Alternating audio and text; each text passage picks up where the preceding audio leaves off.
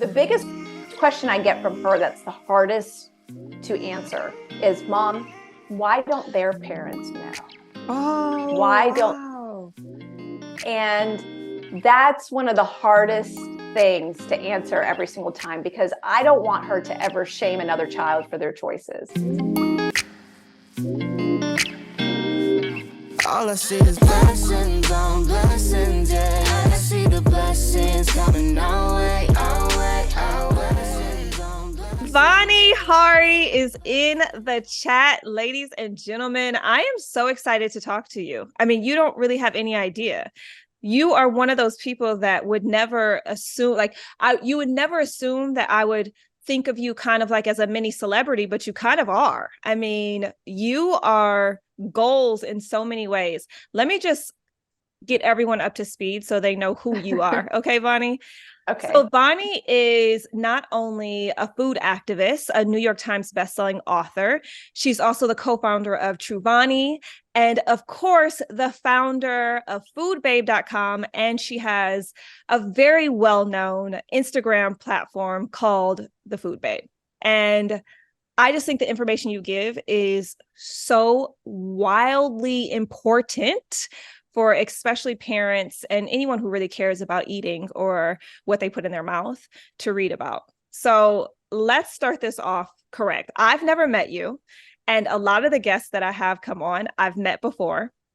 So I really am a blank slate with you in so many ways. I am interested to hear so much about your story and where this was started and how you even got the idea for this. So I just want to know, where are you from originally?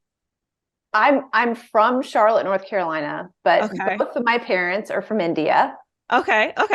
And so they came here in the 1960s. And when they got here, my dad had been living here for a couple of years, went back to get an arranged marriage with my mother, brought her back literally the weekend after she got married. They paid someone to get passports for her, whatever, right? Got her to the United States. She never even went back to clean up her bedroom or anything at her childhood home. It was crazy. And my dad's like, if we're going to live in America, we're going to eat like Americans. And he introduced her to a McDonald's hamburger. That's how pro-American my dad was at the time. He just wanted all the opportunity here. And he's actually the first person out of my entire lineage to come to America. And he's brought literally every single aunt and uncle, grandma, everyone here to the United States. So they all lived at my house at one point growing up. Wow. And so What a story. Hold on, wait a minute. Don't skip over this. Okay, so your father and mother have an arranged marriage. Mm-hmm. They both come to the United States. Your father wants to acclimate in some way, so he dives into this American diet. Mm-hmm. There must be, this is conflict though, right? Because even for him to have an arranged marriage and to still bring over so much family and so many aunts, uncles, cousins, the whole gamut, there is still this strong attachment to obviously himself and his culture and preserving that, right? Yeah. So why this fascination with American food if we're preserving who we are? Yeah, I know. I mean, he felt like it was so readily available and it was so fast and so cheap. And he was used to seeing his mother spend all day in the kitchen making everything from scratch and going to the farmers markets and going to the village cow and milking it herself and doing all of this work to get food ready for him every single day. And he's like, you could just go through a drive-through at McDonald's and, oh, look, our kids, they can color a coloring page on Mother's Day and Father's Day, and they can get a free pancake breakfast. And I mean, that's what I grew up on. But and how did your mom feel about this? Because this is interesting, because your mom, listen, now I know a woman of the household, and food and what she's feeding her kids is very important. And especially food is so, and the reason why I'm into this, because this is interesting that you started with this, is that food is so tied to who we are. You know, a lot of what we eat and a lot of what we put in our mouths and a lot of what we will spend our time in the kitchen making is so intricately tied to who we are as people and to our culture and where we come from. So how did your mom feel about this new way of eating? Can I just say this, Lizzy? I didn't think I was joining getting on this podcast with you today. And if I was in LA with you today, which I was originally supposed to be, I probably would start crying right now. I feel like this is a therapy session. So I didn't expect this. But anyway, so my mother, grew up in it was a very patriarchal society. Mm-hmm. So even though my mom wanted to cook homemade Indian food, which she did for herself and my dad, the fact that me and my brother kind of rebelled against that because my dad was so pro, like, just eat because it's available and it doesn't matter what you're eating. And he was like, we just got to feed the kids. Like, it's not about the nutrition, or it's not about like eating Indian food or preserving this culture. He was very adamant in the fact that you fed your kids, they had enough food, and then they moved on to their studies, right? It was like math and science in my house. They're both teachers. So they were, that was very important in my household. And so when I wanted to be in the kitchen looking at what my mother was doing, my father was like, get out of here. We don't want you to cook and learn all this stuff. Like, we want you to learn math and science so you get a good job and can survive, right? Because they came here with nothing. And they felt like academics and, thriving and having a career was the most important thing for me, and not to learn life skills. Now I'm undoing all of that with my own kids. I'm like, get in here, get in this kitchen. But I can understand that, though. I can understand they come from a time where it wasn't about the domestic skills of a woman, right? Like, they were ingraining in something in you differently, which is interesting because now you've literally created an entire business and an entire platform around food. And so the way you were able to do it was in a very non-domesticated way. You know what I mean? It was in a very, I'm not just in the kitchen cooking food and milking cows all day long. Right. And I'm doing this in a way of, I can take this to the next level and really teach, which you came from a line of teachers, and really teach people and the people who follow you how to better themselves. So that's very interesting. This is full circle, Vani. This is what's interesting to me is that everything always plays a part. There are no coincidences, in my opinion, right? I don't believe that anything is on accident, but I just love like connecting those dots. And so for you, those dots were connected. Where was it in your journey where you were like, okay, this isn't okay what I'm eating? And where was it in the journey with your parents? And did they ever change or feel that way?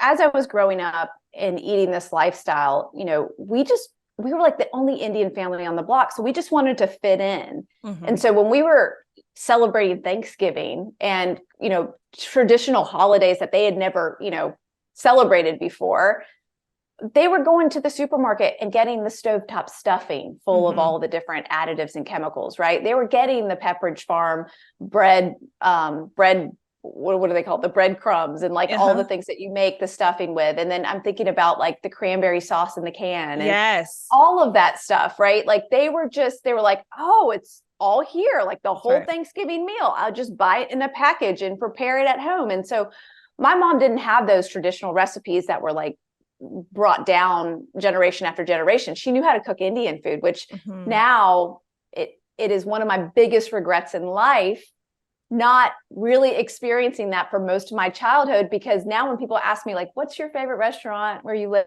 And I'm like, it's my mom's house. Like, she makes the best Indian food ever. Right. And I want to go there.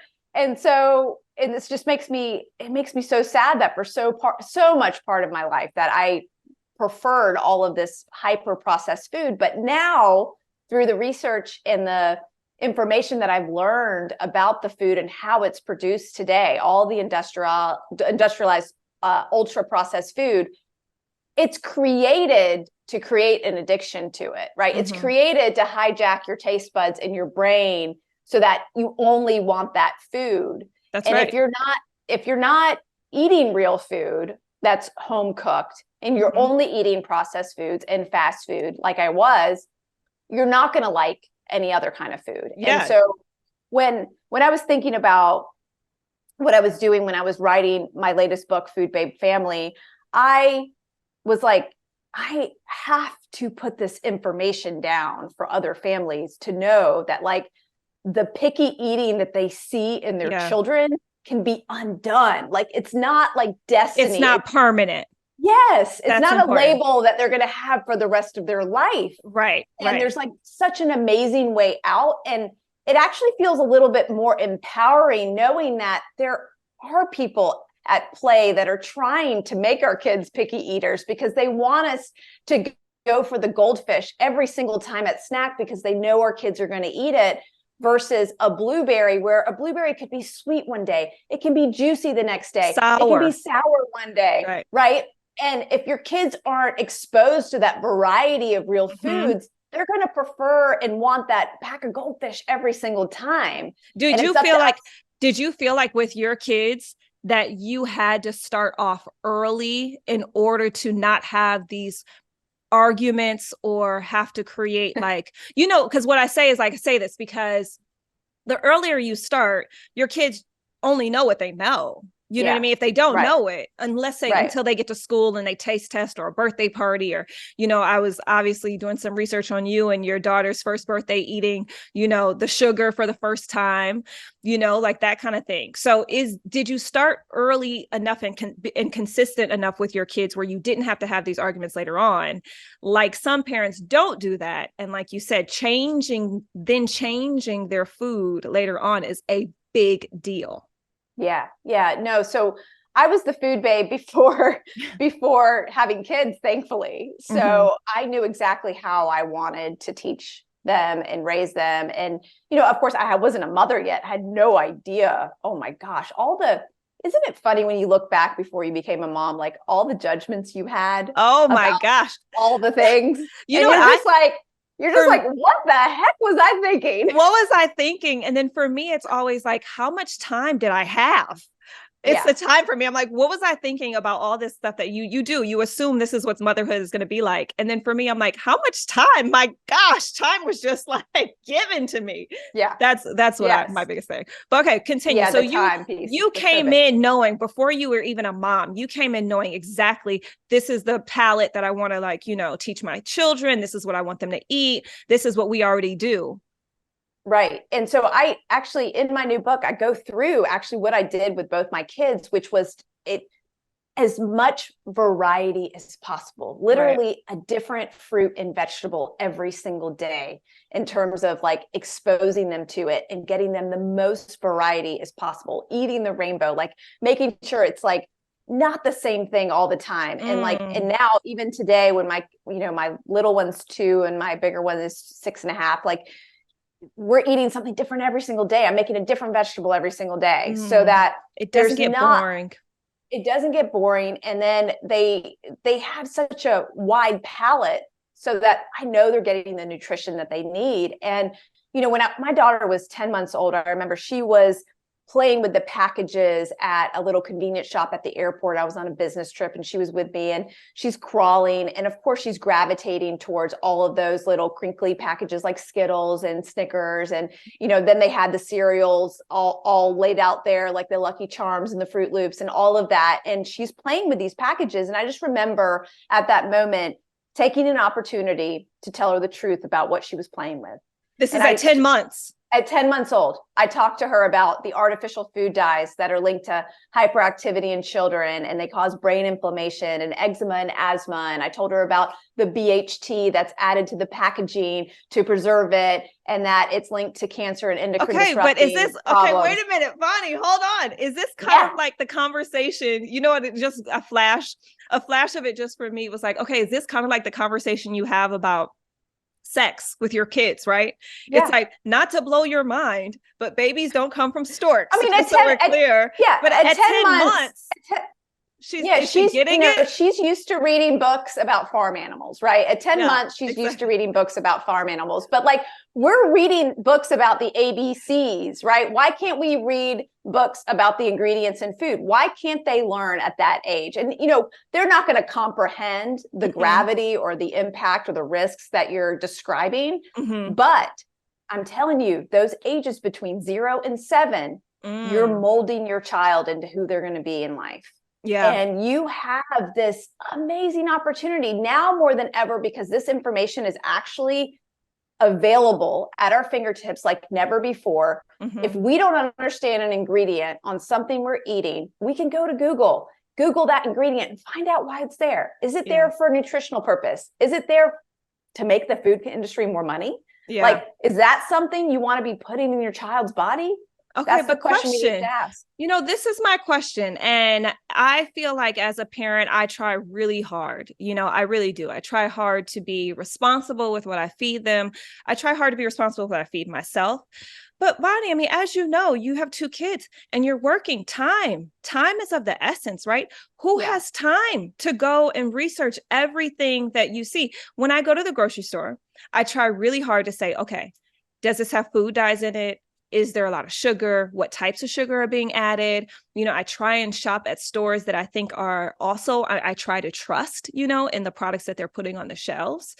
But we always hear things, even at the most healthiest of stores, there are still crap that's being sold to us. And that's just really kind of what food is in America, unfortunately. Yeah. But how do we do the research and everything that you're saying when we don't have time? Yeah. And so I think that's where someone like me, who has made it their mission in their life to like teach as many people the truth about food. And so like, I want people to be able to pick up like my latest book and have a whole section. I mean, the whole first section is guidebook on how I make it work as a family, what my schedule's like, what are the routines, like, what are we doing? Like everything down to like how I'm serving the food. Like, what do I serve first? That's going to set up my diet, my children's diet for success. And what are all the different processed foods that I do buy and that make my life easier and that are available out there to make getting dinner on the table faster for moms out there that are busy like us. Because, I have 2 businesses. I'm crazy, but it's so important. And I want people to know that like this lifestyle is attainable. It's not like some pipe dream. It's not like some activist who, is activist life that they, put all of this as important above all. It's not about that. But when I think about what health is, like without health, we have nothing. Yeah, right. You're right.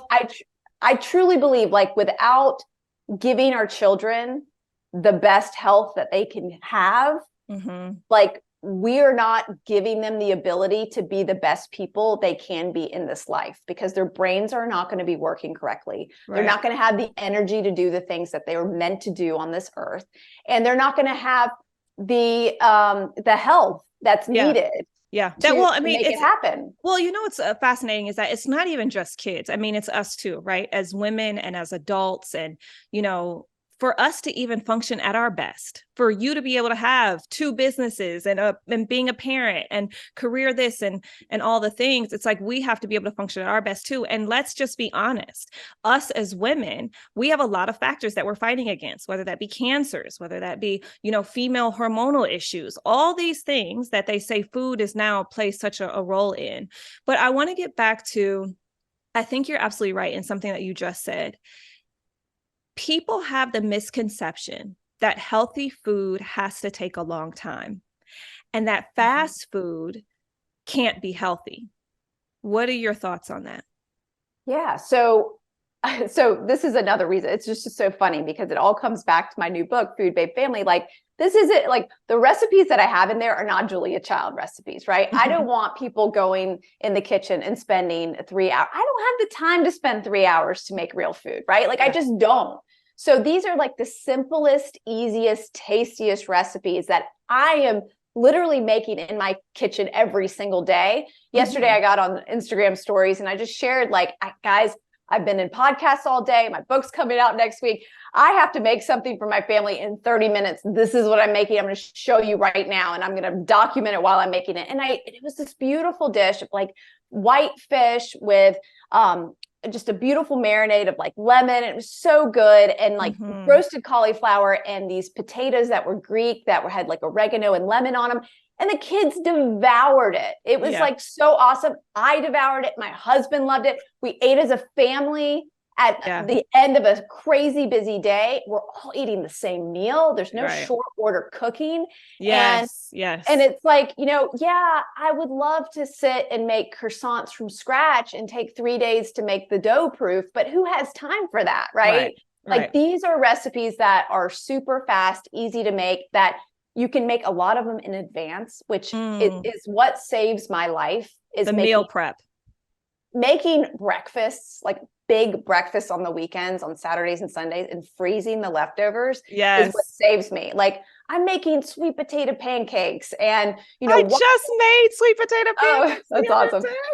Yes, and I throw like all the rest in the freezer, and I bring out a couple each day before school, and it's so easy. And then I make oatmeal almost every single day, and I've learned to make it in my crock pot the night before, and it takes less than 30 seconds, and you're having like organic steel cut oats, like the best kind of oats every single morning. So it's like available, it's hot, it's nice, especially when it's like cold in the morning. Like it's so awesome to have first thing in the morning, and then I can have time to warm up the other stuff for the kids or make them a smoothie or whatever else they want. Let's talk about how this even all came about, though, because, you've been doing this for a while, since 2011. This isn't anything new for you. You've been at this journey for quite a minute. But like, talk to me, was this your first career, or what was the first thing that you did, in your life, in your professional world? Yeah, so I got a job working for a big consulting firm out of college. I graduated in computer science, master's in computer science, and I went and worked for this company where they would put these young folks like me that could figure out how to do things quickly and problem solve in front of these big C-level executives at all these banks. And they would charge the banks like $300 and $400 an hour and not pay us that. But, and we would bill hours, and we would create documents. Like we would create all of these crazy documents. That's the best way to describe it. Like PowerPoints, documents, right? Yeah. Just fancy presentations, right? Yeah. And I was traveling on the road on this expense account.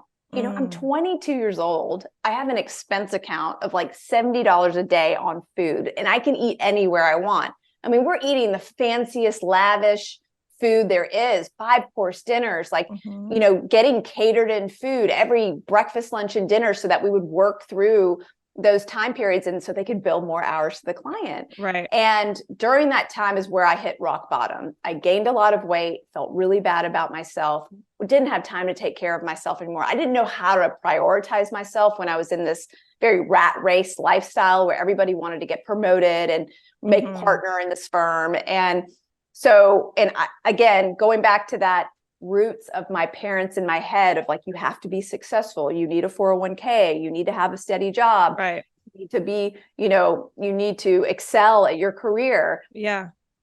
I found myself like just breaking down, and it was a moment where I had a terrible pain in my side. I had just eaten a Chick-fil-A chicken sandwich, and I went to the hospital, and the doctor told me nothing was wrong. Go home. We think it's menstrual cramps or something like that. Take some Advil, you'll be fine. And the next day, my parents were like, we think you should see someone else. You're still having this pain. Like this doesn't seem right.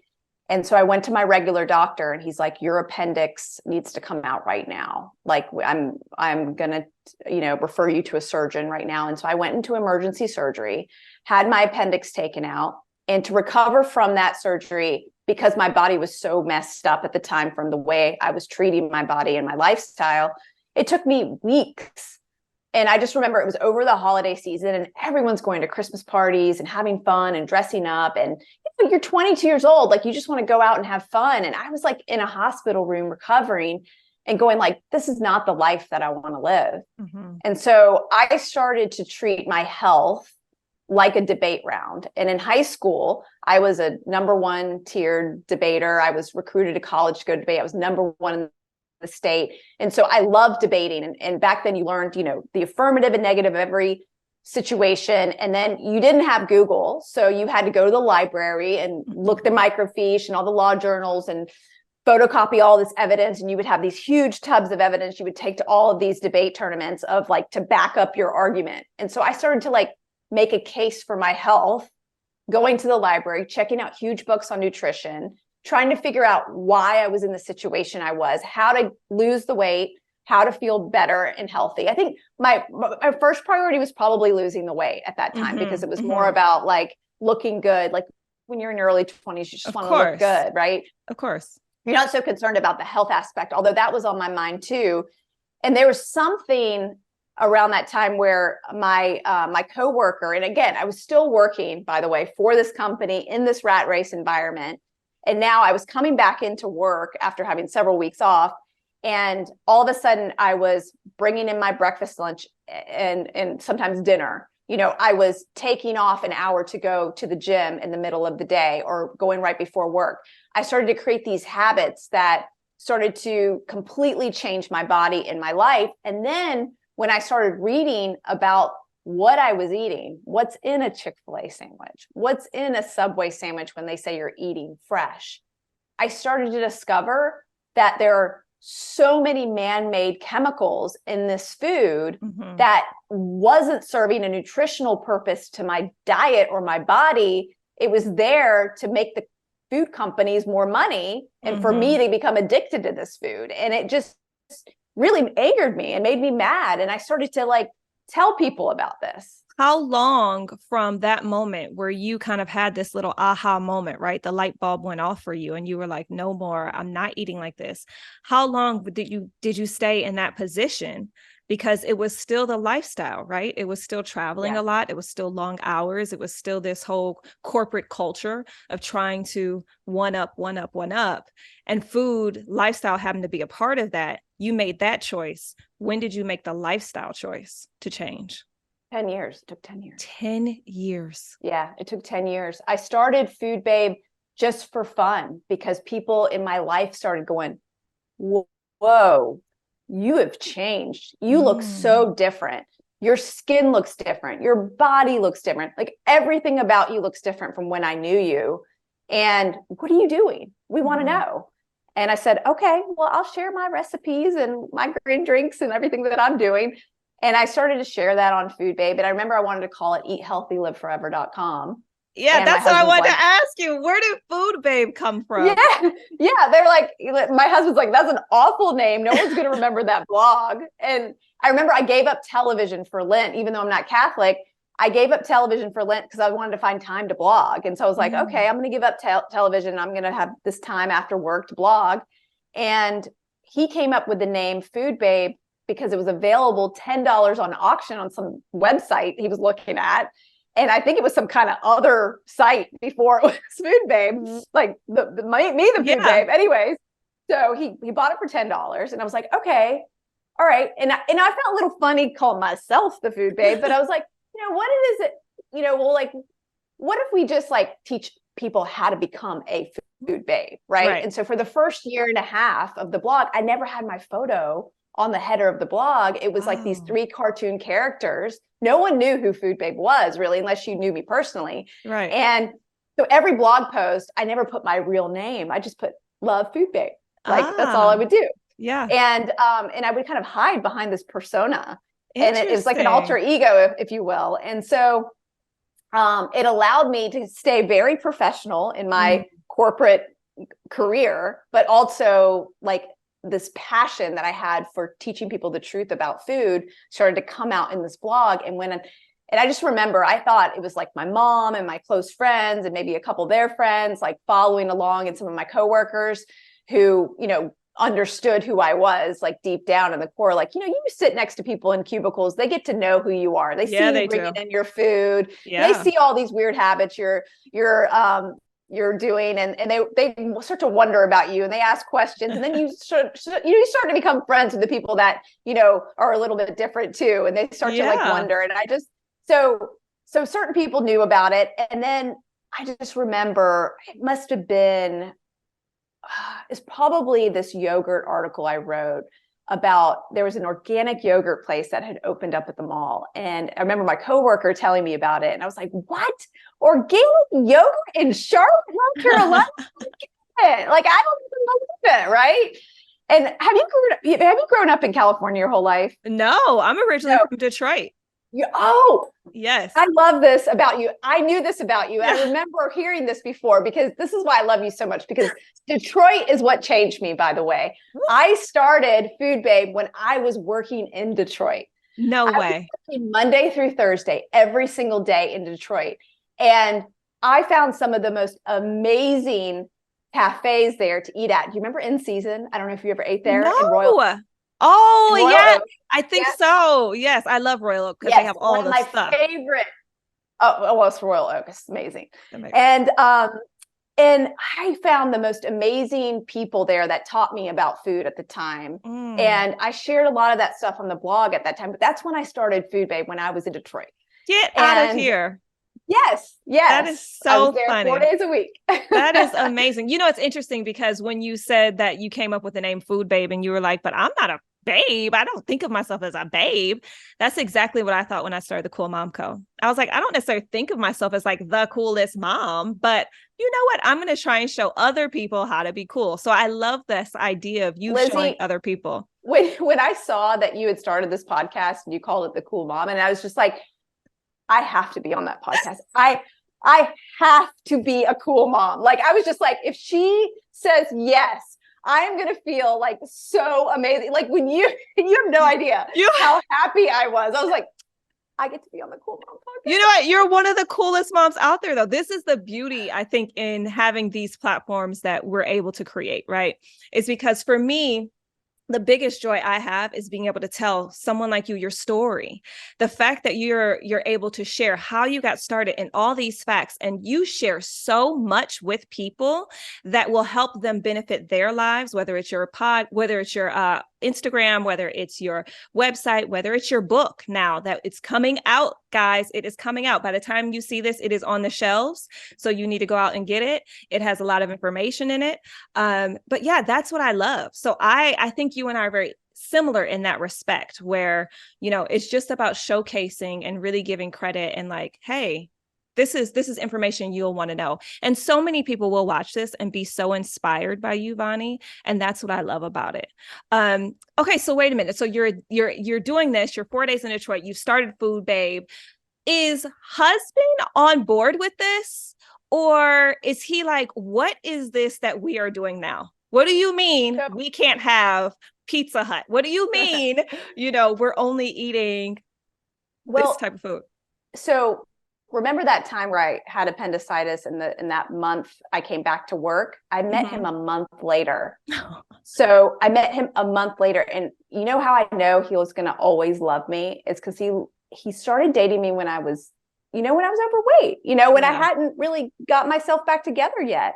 I know he'll always love me, because, it wasn't the best version of Vani at that time. It was the time period of like Vani discovering her health. And so he's actually the one who I believe has inspired me somewhat the most in terms of understanding the importance of real home cooked food. He always valued home cooked food over anything he could eat out. He always thought whatever he made at home was so much better and so much tastier. And the fact that he would yell at me when I would make something and I'd say, gosh, doesn't it taste like a restaurant made it? Because I wasn't a cook, right? I had to teach myself how to cook in my early 20s. That's right. He would watch the Food Network with me and like we'd do stuff together in the kitchen. And he introduced me to oatmeal. I had never had oatmeal in my life before meeting him. At 22 years old, having oatmeal for the first time. That is so interesting. Okay, what? I love this though, because when you think about the beginning stages of a relationship, especially with your future husband, it is such a pivotal point, and even in that time in your life, anybody, right? When they're meeting that person that they're going to spend the rest of their life with. And so for this to be also at the same time, not just a pivotal moment in your relationship of getting to know this other person, this is a pivotal moment in your growth individually for yourself. And at the same time, you also have this other person who you are getting to know and learning about, and they're learning about this new you that you're creating. And I feel like what a foundation you guys must have just had to let that be, the moment in time that you guys connected. I mean, he's definitely more I would say he's not as passionate about what I'm doing, but I'm saying like in terms of like being on board of eating real food, like he's right there. There'll be those times where he'll drink that Coca-Cola that you can buy that doesn't have the high fructose corn syrup, like the special, international Coca-Cola. And I look at him and I go, I cannot believe you're drinking that. Right. Like there'll be those times that happens and I'm just like angry inside, but he knows it's like once in a blue moon and he's just like fine with that. And does he let you just kind of like take the lead? Like you got this, Vani, you take the lead. Yeah. You know what? Yeah. I trust you. He lets me take the lead, but he's also a great cook. So that's what's beautiful too. I love that. He's making dinner right now. Good. I would look. That's a good man right there. Okay. Yeah. The way you guys met, he's in there cooking dinner. Like you keep this one because I am literally every day. I'm like, come on, Issa, to my husband. Come on, let's try and do something. He's like, no, the kitchen gives me hives. No. Oh my gosh. No. So I love that. All right. I want to ask you a few more things because I know we're both very busy, but there are some other questions that I really want to like get into you. And I know you talk about this a little bit in a book, but what does a day in the life look like for you and your family eating wise? Like, what do you guys wake up for breakfast? It's busy. It's the morning time. Everyone's trying to get where they need to go. Kids, husband, you, let's do it. Come on. Monday morning. What are we eating? So Monday morning, I've got that crock pot going in the night. Took me 30 seconds. We're doing that oatmeal first thing in the morning. I grind flaxseed every week and keep a big jar in the refrigerator. So I'll put flaxseed on top of that, some fresh berries. Peaches have been in season lately, so I've been doing peaches. Yeah. And then we all eat that. That's like our first course. Now, if the kids are still hungry, then I warm up some pancakes or waffles, frozen that are in the freezer, or I'll make a smoothie. And they love smoothies. And a lot of times I'll put yogurt, avocado, spinach, almond butter. Those are kind of like my 4 things that I add to like whatever fruit we have, like frozen fruit we have. I love like the mixed berry. We call it the cherry berry smoothie. They love that. And they eat it up. They put a banana in there, and like you can't even taste any of the vegetables in there, or even the yogurt. You can't even taste any of it. It's just delicious. It tastes so good. Would you? And go ahead. No, you go. I have so many questions for you. Go, Vani. And then it's so let's just break down the day. We have breakfast. We have first snack around 9:30 or 10. Then we have lunch. Then we have second snack. Then we have dinner, and then you have, last chance snack, right? Oh, I like this. Okay. We have last chance snack. So the first snack of the day is usually always some kind of fruit or vegetable. I love that because that's actually something I learned from my daughter's Montessori school. You were only allowed to bring in a fruit or vegetable. And that's all they were allowed to have for their snack. I'm like, that should just be our standard, and so we just make that standard at we took our kids to Montessori too. There's so many similarities between you and I. We took our kids to Montessori too. We love it. Okay, go. Yeah, it's so great. So then at lunchtime, my daughter's having her packed lunch that I made in the morning during that breakfast period. I'm usually, one of her favorite lunches right now is making I buy this organic cheese and spinach tortellini. And it's in the refrigerator section at Whole Foods. I think the brand is called Artazna or something like that. You can freeze it. So you don't always have to have like fresh made available one. You can freeze it, and it takes 4 minutes when it's frozen. So I boil that first thing in the morning, put it in a thermos with a little sauce. Then I'm roasting her whatever vegetables she likes. I do different vegetable each time. Cauliflower, broccoli, Brussels sprouts, whatever. I'm putting that in her lunchbox along with dried fruit. We get dried fruit from this company called, or not a company, but it's a farm in California. It's called Frog Hollow Farm. They have the best dried fruit on the planet. Oh, okay. It's so good. And they'll ship it to you wherever. And so, or we'll make the homemade fruit leathers from the cookbook. Yeah. And I'll put some of that in there as like the treat kind of situation. And then we'll do like cucumbers or other kind of fruit for snack that she has at school. And then my son, he's still at home. He's not at school yet. So every single day I have lunch with him. That's for him, he's having a similar lunch. And sometimes I'll make double in the morning. So I'm packing her lunch. Then I'm just putting his like in the fridge and I'll warm it up to the side. Yeah. And then for lunch for me, every day is a smoothie. So that's where I get my big dose of vegetables. I put celery, cucumbers, all the greens from my raised beds that I have in my front yard. Yeah. I'm grabbing it every single day. Mm-hmm. And then I'm putting Truvani protein powder, Truvani collagen, and lemon. I put fresh lemon and ginger. That's like my go-to smoothie. I have that recipe actually in Food Babe Family for all the moms. Yes. Right. Yes. So that's my go-to smoothie. And then I'm having that smoothie. He's maybe drinking the rest of his smoothie from the morning too with his lunch. And so we have lunch every single day. Then he goes for nap for the next 2 hours. So that's when I get all my work done. Please tell me for dinner, you make one meal. Oh, one meal every everybody. time. Okay. Everybody. Nice. Okay. Everybody. We're the same way. Okay. Yes. Every single time we are sitting together as a family. Tonight, it's a stir-fried chicken with ginger and this teriyaki sauce that comes from Coconut Bliss or Coconut. What's the company? It's in the book. Okay, nice.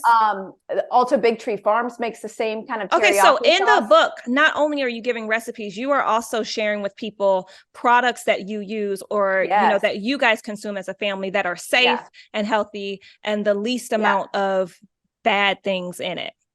Right? Yeah, like I share all the brand names because I want it to be practical so that people can go find these awesome products, because there's so many good companies that are making quote unquote processed products, but with real ingredients and not the chemicals. And so like side by side compared to what we're used to or what I've grown up on, it's totally different nutritional profile. And so there's an opportunity for moms to like not have to make all of their pasta sauce from scratch or, have to make their pizza dough. Like you can do these different shortcuts and get these companies that are doing amazing things. One company I want to mention, and I have no affiliation with majority of the products actually in Food Babe Family, except for Truvani, which I own. So, there's this company, Organic Bread of Heaven, which is amazing. They're a company, I think they're in like Illinois or Indiana. They're Indiana, I think. And they will ship you the most amazing sourdough products that are all organic ingredients. And so you can get tortillas that are made by hand. You can get buns and little slider buns love that. All sorts of things. And so I get whole loaves of sourdough bread shipped from them. I don't have to make bread from scratch. That's great. It's in my freezer whenever I'm need to use it. And I love their little dinner rolls that I use for slider buns. And we make like mini turkey burgers in that. We'll use it for sloppy joes. We'll use it for little sandwiches. I put my school lunches for Harley, my daughter. I think this is what it is. It's having the resources. I think when you have the resources, it doesn't feel as overwhelming and it doesn't feel as hard to maintain and do. Would you rather shop at the grocery store or would you rather shop at the farmer's market?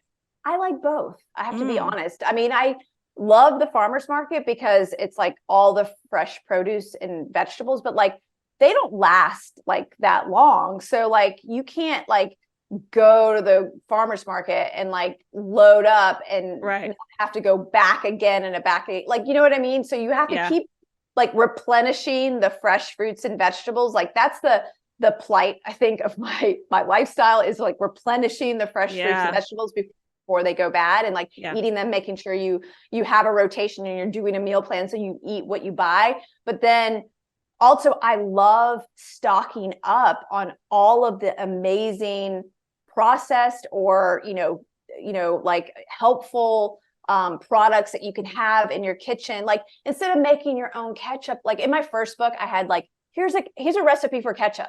Do you really got to do that every time? Yeah. No, you don't. And so like you go buy Primal Kitchen ketchup that's without sugar, that's organic. But you buy it by the truckload because everybody likes it these days. Yeah. You can't find it always, right? And then so I want my pantry stocked with like 10 of those so that there's no temptation of like we run out of ketchup and the only one available at the store is Heinz with high fructose corn syrup. Exactly. So you pre almost buy so you can always have that supply and you're never like, we have to now go to the things that we don't love. Yeah. Yeah. Exactly. That's how do you do all the research for this? I mean, to be honest with you, this is a very well-researched page and site. How do you even keep up with all this research? So because I'm passionate about it, I love doing the research and looking into the different things. But I also, since starting, I hired a full-time researcher who's on the team as well. Her name is Pam, and she's been with me for almost like 8 years now. Let's just give a round of applause to Pam. Thank you, Pam. Yeah. So she helps me back up all of the things that I'm saying and finding the links and the resources. And she's the person who did all of the editing and the double checking of my cookbooks and my other books. And so like she literally is like my right hand woman. I just love her. And then I have one other person on my team too, Kim, that I want to mention. And she's the person that photographs all of the recipes. Oh, she makes it look good. So she is incredible. She's an amazing photographer and food stylist. And I'm telling you, without those two ladies, Food Babe would not be what Food Babe is. So I'm not a single, person here doing it all by myself. Like, I don't want anyone to ever think that. Look, some people are, but it does take a team. And I think that's, that's important, and I think it takes a passionate team, people who believe in the mission and what you are doing as well. It takes having those people on your side to make it work, to make the wheel run. What are some places or restaurants that you will never, ever eat at? Anything fast food, really. I mean, I'll eat at Chipotle. I'll eat at Chipotle. You would never see me at McDonald's, Wendy's, Burger King, Taco Bell. You would never see me at any of those places. Okay, never do it. What about this whole new trend of vegan fast food? That's popular here in LA. There's like, we have like Veggie Grill, we have McCharlie's, we have Kevin Hart just opened up Heart House, which is like a whole vegan fast food. How do you feel about vegan fast food? So you guys are in a very interesting microcosm, okay? Yes. If there's any place I would want to live and have access to the best food on earth, it would be either LA or like someplace in Italy, okay? Right, yeah. Or France, right? It would be like those three places. That's it. Right. So, so you guys have really good, healthy fast food available. I'm thinking about like all the different cafes that I've been to in LA that, and I'm just like, I'm losing my mind in terms of it. I mean, you just go to Erewhon, right? And you can eat anything there. It's and true. So it's, you guys have, in all of these new places that are opening up, I would definitely question the ingredients. I wouldn't just take it for like the healthy marketing, right? I would go beyond and see and ask, what are the ingredients? And I did this recently for Flower Child, and you guys have Flower Child there. It's a great chain, and they opened one up here in Charlotte, and I wanted to know, like, wait a minute, do we have one here? I think you do. I think I'm gonna look it up. I'm gonna look it up. It's great. It's delicious. And if you don't have one, you guys should have one soon, I would imagine. But it's fantastic. And I was calling them, and I was like getting all the ingredients, and they're like hummus. And, I wanted to see, are they using soybean oil and canola oil in their hummus? Or are they using real olive oil? Well, they're using real olive oil. And it was fantastic to know that. So there are chains doing the right thing. And I would say that's one chain that's doing the right thing. Would you recommend? Okay, so this is a great question. I'm a consumer. I'm a mom. I'm trying to move fast. I'm thinking of taking my kids to one of these fast food chains that are vegan. Maybe they're healthier, quote unquote. Would you recommend me just calling them up and being like, hey, asking them, or just before you order, say, hey, could you tell me the ingredients in this? Okay. And they should give it to you or to let you know. And I think the most concerning thing that happens when you eat out is the oils that they're using. Right. Because you want to avoid cottonseed, soybean, canola, and corn oil as much as possible, because these oils, the way they're produced, they're deodorized, they're bleached, they're extracted with chemical solvents like hexane that actually remain in the oil. The FDA doesn't even test the hexane residue that remains. It's linked to cancer. So this is something we really want to avoid. Plus, it's very high in omega-6. It's been genetically engineered to withstand heavy doses of Roundup, glyphosate, which is also linked to cancer. And that's why they're saying that these seed oils really turn on cancer cells in your body, and the reason why we've had an increase of cancer in the last 30 to 45 years. So it's this situation that we want to avoid. And so when you go out to eat, try to ask for it to be cooked in olive oil, pure olive oil, or butter is a great option. If you're vegan, I know that's tough. Coconut oil is a great option if you're vegan. the other thing I want people to avoid is avoid the fake meats, the vegan meats. Interesting. Here we go. They are so overtly processed. This is not real food anymore. This is what they tell us. They tell us that, hey, a vegan burger or a vegan, sausage link or whatever it is better for you, especially if you're a vegetarian or, if you're a vegan, is better for you than meat. What do we do? Yeah, I wouldn't.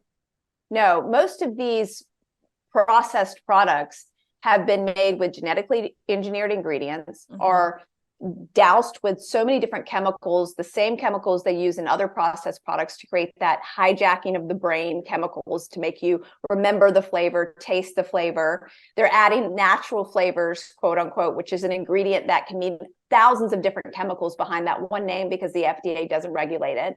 So they're adding all of these additives into those products to make them taste like meat. Yeah. And it's a fake product. So if you're vegan or vegetarian, what I love to do is like make a burger from like black beans and quinoa and sweet potatoes and like real food.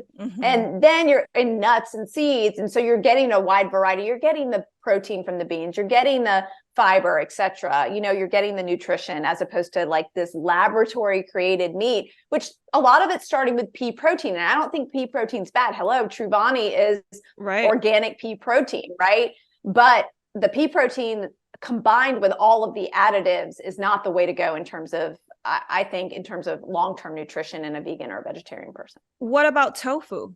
How do we feel about that? I think it's great. I think it's one of the most non-processed forms of soybeans. And if you get organic and sprouted, which removes the phytic acid, you're eating something amazing. I love tofu. I think it's great. So organic for sure and sprouted tofu. Yeah. Okay, got it. Because tofu you could do a lot of things with. You can kind of grunt around it. You can do it in blocks. I love cubes. air frying it. I air fry it. I'll make little tofu cubes. The other day I never did this. And the other day I shredded it, and I was like, I love this. It was just a different texture. What did you put it in? It was like, I think I put it in like tacos or something. Like I used it almost as like a taco meat, but just shredding that, the block of tofu. And it was awesome. This is something I thought about because I love to not only have people over, but also go over people's homes. And I love to like cook for them. And, I just love to share my food and experience and all that.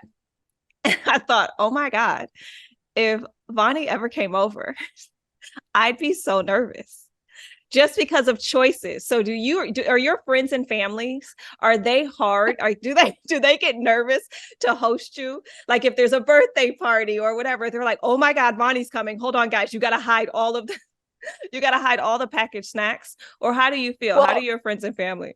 It's funny. Yeah. So my friends and family, it's so funny. So they know who I am, right? Like I leave it all out on the internet. They know who you are. They know who I am. So a lot of times if they're off protocol, like if they're not doing the food-based protocol, they tell me in advance. It's really hilarious. So they're hey, we're having a little brunch at the house, a little boozy adult brunch. And just a heads up, my husband got Bojangles and just, hey, but we also got bagels over here and some other stuff. I just want to let you know in advance. Like, for everyone who doesn't know what Bojangles is, it's fried chicken, biscuits, like that kind of idea. So fried MSG. Yeah, exactly. It is. I mean, that's hilarious though, because that's the first thing I thought about. I was like, I wonder if her friends like announce it, or do they just hide it, or they're just like, oh, not today, Vani. Maybe this is a bad week, or what do they do? But that's interesting. I love that. It's the honesty.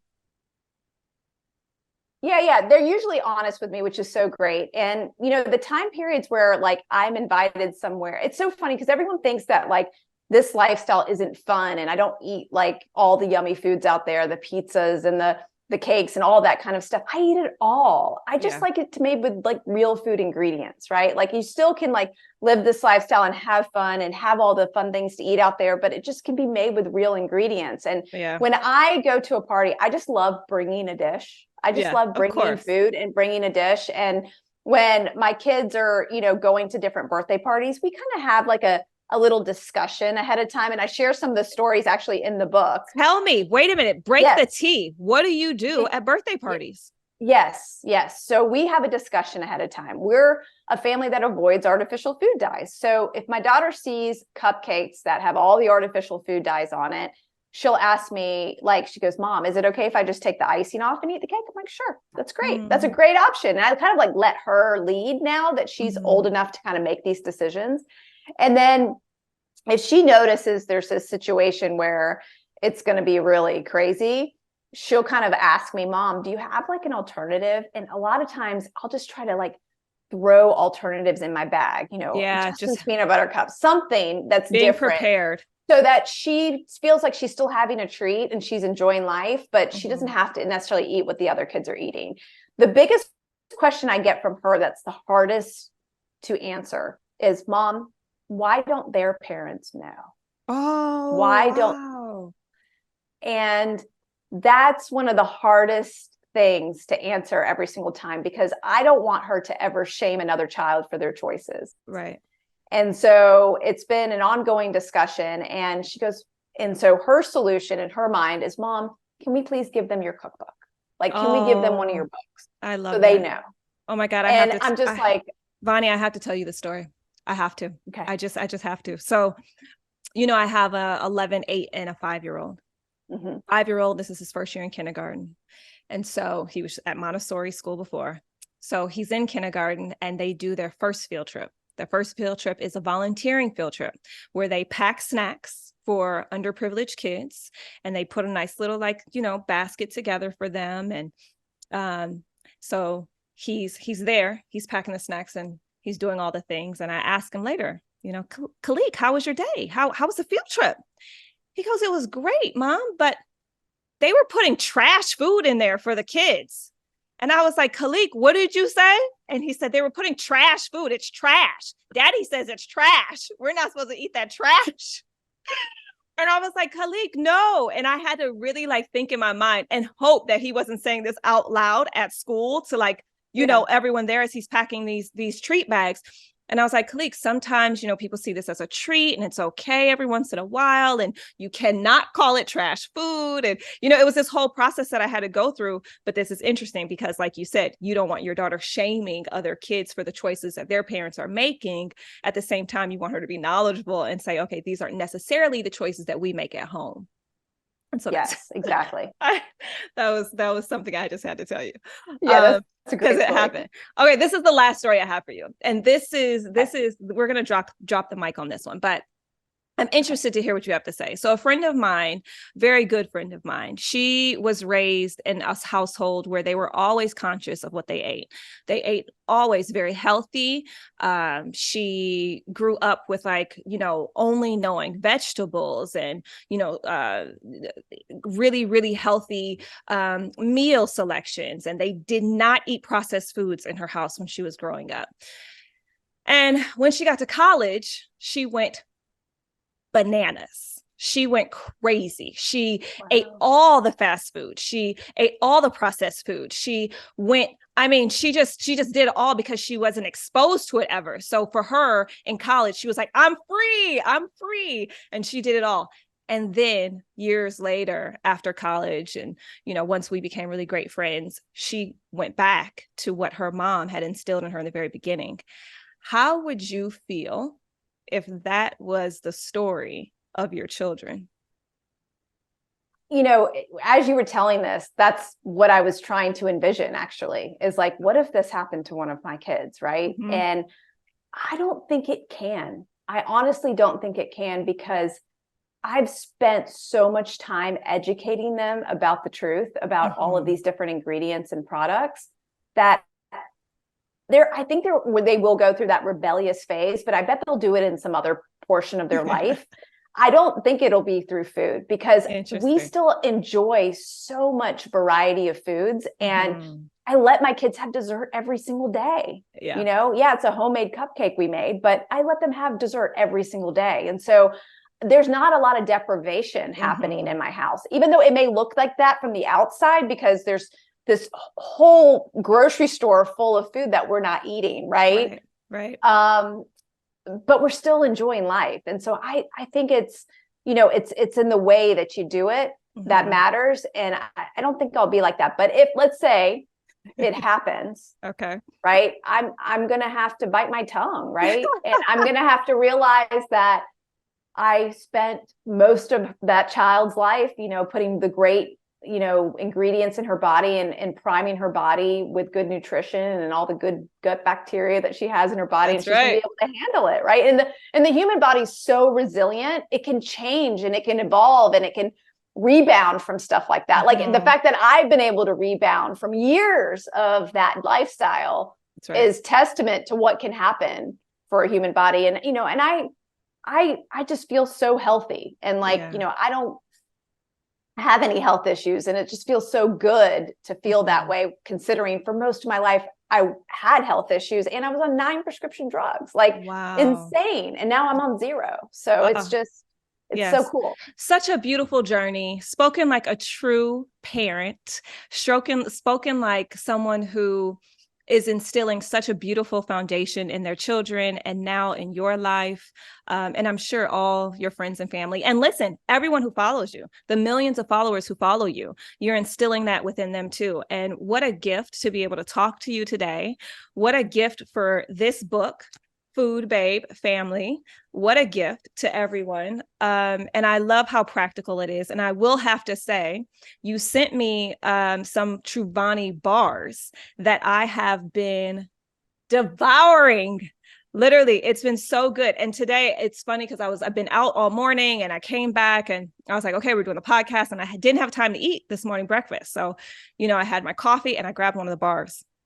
And I loved it because it was on the go. It was easy. So definitely, not to be a plug there, but it's actually really delicious. And I love the fact that it's only 4 or 5 ingredients. So it's and that was so important to me in creating a bar. I wanted it to be ingredients you would use in your own kitchen to make a bar, because I wasn't a bar person. Like I didn't like bars because they felt so processed and like kind of stale, and they kind of sat there and there wasn't a lot of flavor. And it just, I don't know. I just hadn't been a bar person because I hadn't found a bar that I really, truly loved. And it was like, I love making bars though at home and with like real ingredients. And I love the way those taste. So like, why can't we create one that tastes like that? Yeah. And that has those type of ingredients. And every time we went to the food manufacturer with a replica of what I was making in my own kitchen, they would come back and they're like, that bar is going to be $28 a pop. And I'm like, no, we cannot do this. Right. Like it was just, it was crazy what they wanted to do to it. And I just remember like, the economics just did not work for the longest time. And then we finally figured it out by combining dates and maple syrup, which is a natural sweetener. And we figured it out, and we didn't have to use any additives, no preservatives, or natural flavors or any of that kind of stuff. And it's been so amazing because it's like ingredients you would find in your own kitchen, a bar that you can have on the go. And I feel good enough to give to my children. That's right. That's right. That's the key right there. Good enough that you feel to eat and to give to your kids. And that's an important note. I have to say, thank you, Vani. Thank you so much. This has really been honestly a pleasure. I love talking to you and hearing your story. And I can't wait to talk to you more. Next time you're in LA, let's go get some healthy food somewhere, and I'll show you all of my favorite places and you can show me all yours. I would love that more than ever, Lizzy. Thank you so much. I feel like we could be like best friends. I'm telling you, there's too many similarities. So everyone, just so you know, Vani and I are now best friends. So just so you're clear.